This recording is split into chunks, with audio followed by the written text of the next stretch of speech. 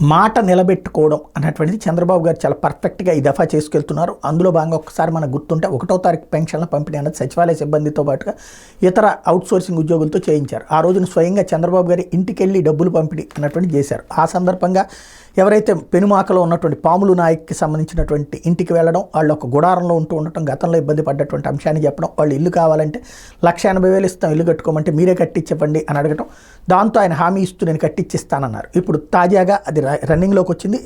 ఇల్లు లేని నిరుపేదకు నిర్మించి ఇస్తానని చెప్పినటువంటి ముఖ్యమంత్రి చంద్రబాబు మాట ఇచ్చిన 12 రోజుల్లోనే అధికారులు శ్రీకారం చుట్టారు.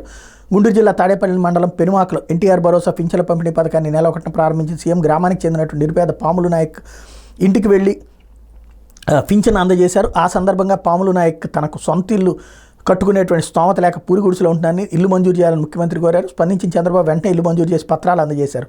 దీంతో అధికారులు డబుల్ బెడ్రూమ్ ఇంటి నిర్మాణానికి శుక్రవారం పాములు నాయక్ దంపతులతో భూమి పూజ చేయించారు. ఇంటి నిర్మాణానికి 1,80,000 రూపాయలు మంజూరు చేసింది. మంగళగిరి ఎమ్మెల్యే రాష్ట్ర మంత్రి లోకేష్ చౌరత్ తెలుగుదేశం పార్టీ నాయకులు పనులు ప్రారంభించారు. తెలుగుదేశం పార్టీ మండల కార్యదర్శి కొల్లి శేషు ఆధ్వర్యంలో భూమి పూజ నిర్వహించారు. కార్యక్రమంలో పలువురు తెలుగుదేశం పార్టీ నాయకులు కూడా పాల్గొన్నారు. కాకపోతే 1,80,000కి పూర్తవుతుంది అంటే సాధారణంగా ఒక గది అది వచ్చేటటువంటి అవకాశం ఉంటుంది.